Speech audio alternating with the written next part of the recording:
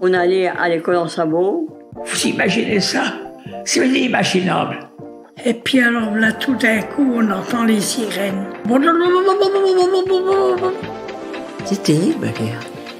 C'était pas réputé, disons. Parce que pour comprendre le monde qui nous entoure, il faut comprendre le monde duquel on vient. Vous entendrez ici des portraits qui retracent la vie de nos aînés.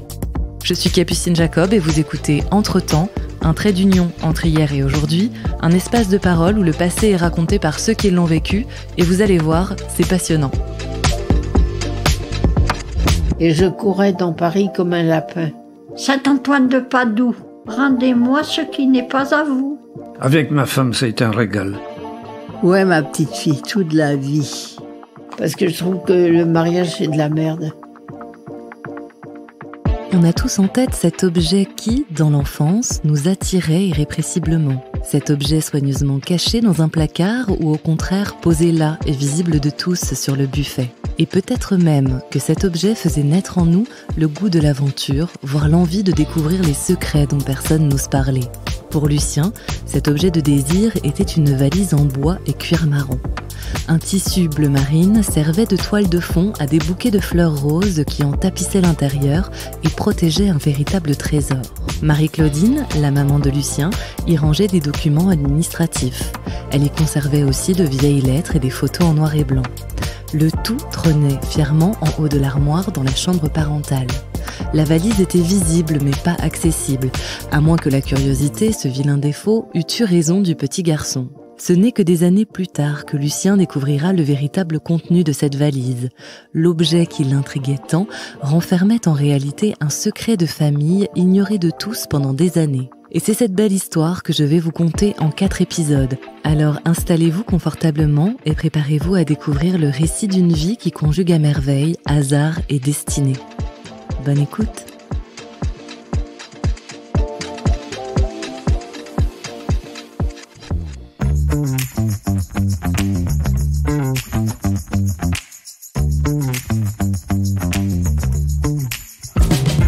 Alors, je m'appelle Lucien. Je suis né le 26 octobre 1957 à Plouverne, dans le Finistère Nord, dans le Léon, où j'ai grandi, dans la ferme familiale. Je suis le 5e d'une fratrie, donc avec d'abord 2 garçons, une fille, et puis ensuite 2 garçons. Donc j'ai été élevé avec mes parents. Ma grand-mère habitait également dans la ferme familiale, comme ça se faisait à l'époque. Il y avait plusieurs générations sous le même toit. Alors autour de la maison, il y avait la ferme, des granges, hangars. C'était avant l'essor économique agricole des années 70, où mes parents donc avaient quelques vaches laitières. Ils ont commencé à faire de la sélection assez vite quand même. Ils se sont modernisés. Ils faisaient la culture des artichauts, des choux-fleurs et des pommes de terre. Voilà, en gros, ce qui complétait l'élevage laitier, quoi. Alors cette vie à la campagne à l'époque était très, comment dire, il y avait beaucoup d'entraide entre les gens. Pour les moissons, par exemple, c'était quelque chose de festif pour nous parce que il y avait les autres enfants du quartier, il y avait toute cette vie de jeunes. Alors moi, j'étais toujours le petit là-dedans parce que c'était le dernier, donc j'avais un peu de mal à trouver ma place, on va dire. Assez vite, pour me rendre utile, je me suis mis à faire ce qui restait, c'est-à-dire à seconder ma mère dans les tâches ménagères. Parce que là, finalement, elle n'avait pas le temps de tout faire. Donc, je dis, voilà, j'ai trouvé mon rôle, je faisais le ménage dans la maison. Alors, mon père s'appelait Jean, Jean-Louis officiellement, mais tout le monde l'appelait Jean. Quand il s'est marié, il avait donc 36 ans. Ma mère s'appelait Marie-Claudine et elle avait 30 ans quand ils se sont mariés. Si bien que j'ai toujours trouvé mes parents vieux. Autrement, mon père était quelqu'un d'assez renfermé, je dirais, dont la valeur travail était importante. Ma mère était plus joviale, plus gaie. Et entre eux, j'avais toujours l'impression qu'ils ne s'aimaient pas. Pour moi, j'avais des images un peu stéréotypées de ce que c'est que s'aimer.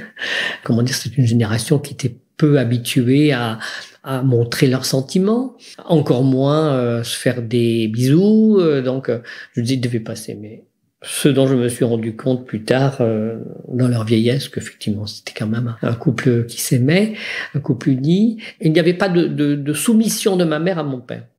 Alors, assez vite, je m'étais dit que je ferais un métier en relation avec les autres. Donc, assez vite, ça a été quand même l'enseignement pour lequel je me suis destiné. Il y avait énormément d'enfants de milieux ruraux qui se sont tournés vers l'enseignement parce qu'ils ont pu accéder à la scolarité, quoi. Et c'était vraiment la première génération qui a pu arriver à faire des études. Bon, je rentre au CFP en 1975, et là, je rencontre Marilène qui deviendra ma femme en 1980. Et nous avons 3 enfants.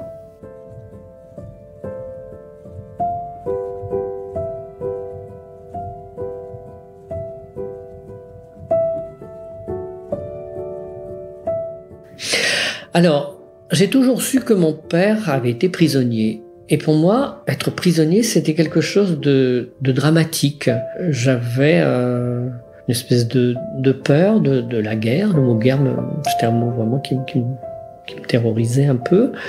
Et je me disais comment, après avoir fait la guerre, après avoir été 5 ans prisonnier, comment on fait pour vivre? Et puis, surtout qu'il n'en parlait pas, ou très peu. C'est une partie de mon père, une zone d'ombre, là, 5 ans, qui m'interpelle, toujours.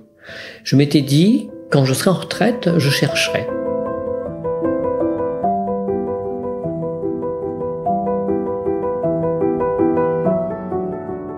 Et en 1993, il commence à des périodes, je pense que c'est une démence sénile, peut-être Alzheimer, on ne sait pas trop, à l'époque ça s'est pas dit. En tout cas, toujours est-il qu'il est parti dans son monde.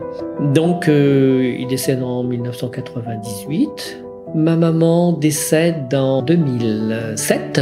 On vide la maison parce que c'est un neveu qui la rachète. On ramasse rapidement tous les papiers qu'on met dans une valise peut-être, je ne sais plus. Et puis un petit peu plus tard, quelques mois après, on se retrouve entre frères et sœurs pour voir qu'est-ce qu'on fait de tous ces papiers, photos. Ma sœur regarde tous ces papiers qui sont dans une petite pochette vert cartonnée.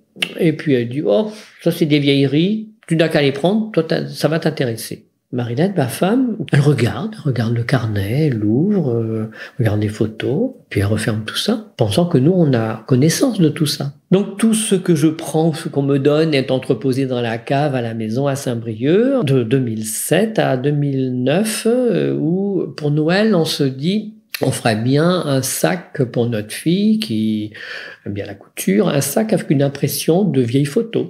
Donc je cherche dans toutes les vieilles photos que j'ai récupérées, et je trouve ce carnet. Je le lis. Allemagne, le 11 juillet.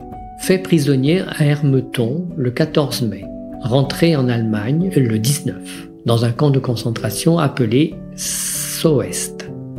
Changé de camp le 26 à Sagan, en Silésie. Écrit le 27. Envoyé adresse le 10 juin. Changé de place encore le 12 juillet.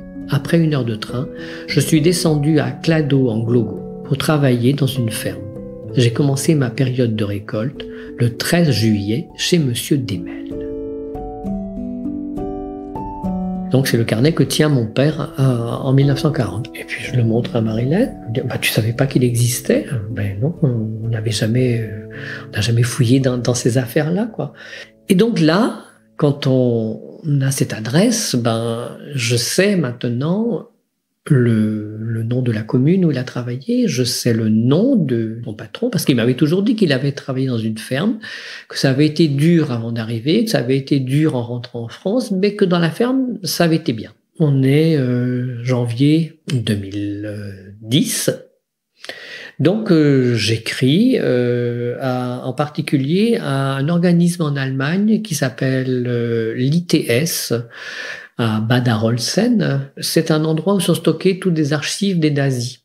J'écris, il y a un formulaire type, voilà, je le remplis, parce que peut-être qu'il y a des renseignements sur mon père à cet endroit-là. Au mois de mai, j'ai un mail, je crois, me disant qu'ils n'ont rien sur mon père, mais qu'ils continuent leurs recherches. Je me disais, on va jamais rien trouver parce que il y a eu tellement de déplacements de population à la fin de la guerre. C'est vraiment chercher une aiguille dans une botte de foin, quoi. Peut-être qu'ils ont été bombardés, tout ça. Il y a quand même eu des millions de morts. Hein. Et puis le 15 juillet, coup de téléphone de la personne de l'ITS, Madame Letiers-Liebig. Et donc, elle me dit, voilà, j'ai retrouvé 2 descendantes du patron de votre père, 2 cousines. Et lorsque je les ai contactées pour savoir si elles voulaient bien rentrer en relation avec vous, il y en a une qui m'a aussitôt dit qu'elle avait un demi-frère et que ce demi-frère était né d'une relation que sa maman avait eue avec un prisonnier qui a travaillé chez eux pendant toute la guerre. Alors elle me dit, ce demi-frère qu'elle a est certainement aussi votre demi-frère. Alors, c'est quand même un grand choc, quoi. Et donc, elle dit, ce demi-frère, voilà, qui a déjà été contacté, est très très intéressé par vous connaître. Il n'est pas du tout intéressé par l'héritage, il a une bonne situation, et vraiment, si vous donnez votre accord, ben, nous allons vous mettre en relation.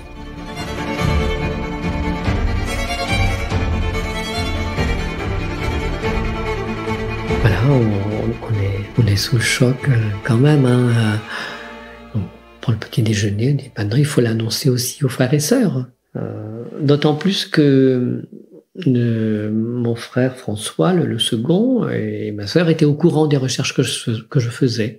Mon frère Michel, qui était juste avant moi, était décédé, hélas, en 2004.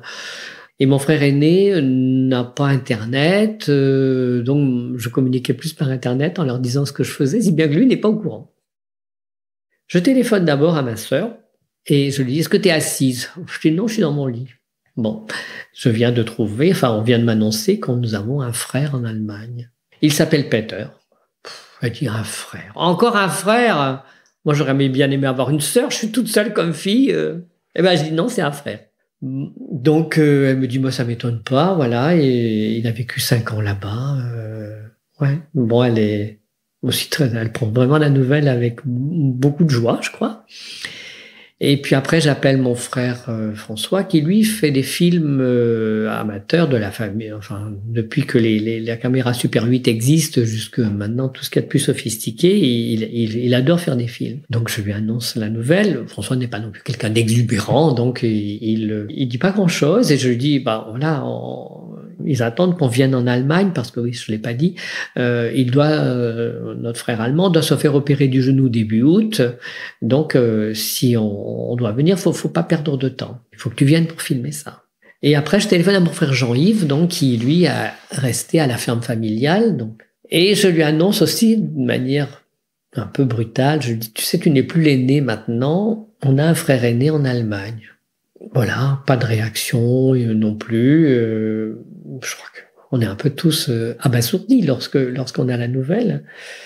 Voilà, il me dit que de toute façon, lui ne viendra pas en Allemagne, il n'aime pas voyager, ça je le sais.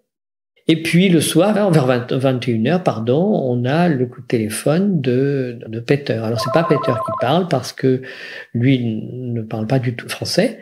Donc c'est sa femme, Rebecca, qui, tant bien que mal, essaie de parler français. En tout cas, toujours est-il qu'on a dit qu'on allait effectivement le plus vite possible partir là-bas. On fait un grand album, on fait un album, on récapitule toutes les photos qu'on peut avoir à partir des grands-parents, du grand-père duquel on n'a aucune photo, mais il avait un frère jumeau qui lui ressemblait, donc on prend la photo du frère jumeau.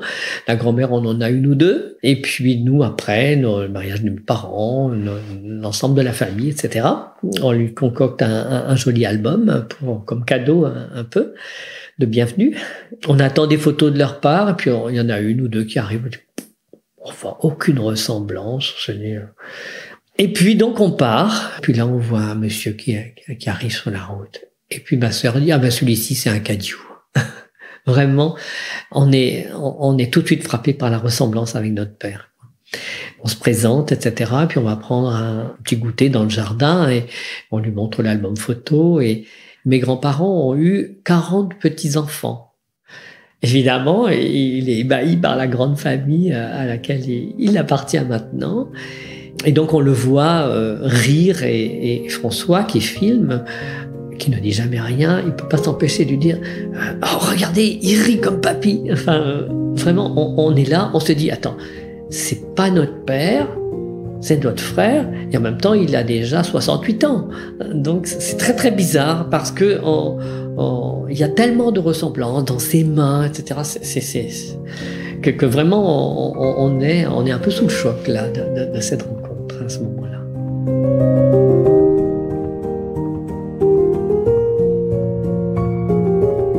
Il a dit que c'était comme une bombe qui explosait, mais une bombe de bonheur.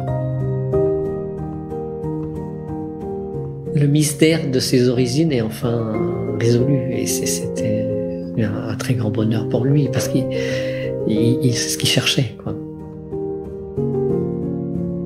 Et au fur et à mesure, il va nous livrer tout ce qu'il sait, et en réalité, c'est sa demi-sœur qui va nous livrer tout ce qu'elle sait, elle, et elle en sait beaucoup plus que lui sur la relation que mon père a eue avec leur mère, Hildegarde.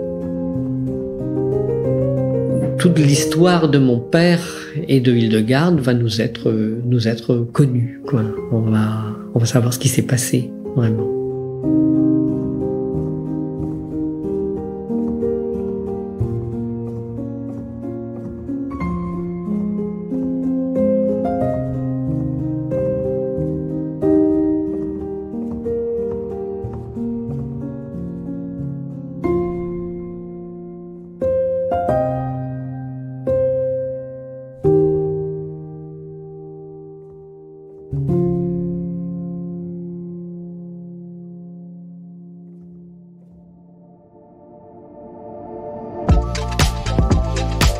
C'est la fin de cet épisode.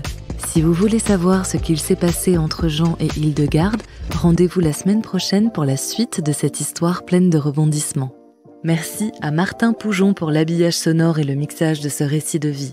Si vous êtes ou connaissez quelqu'un qui a une histoire de vie passionnante, n'hésitez pas à me contacter directement sur mon site internet entretempspodcast.com. Si vous aimez le podcast, n'hésitez pas à en parler autour de vous, à commenter sur les réseaux sociaux et à laisser 5 étoiles sur votre plateforme d'écoute préférée, ça aide vraiment le podcast. À très vite.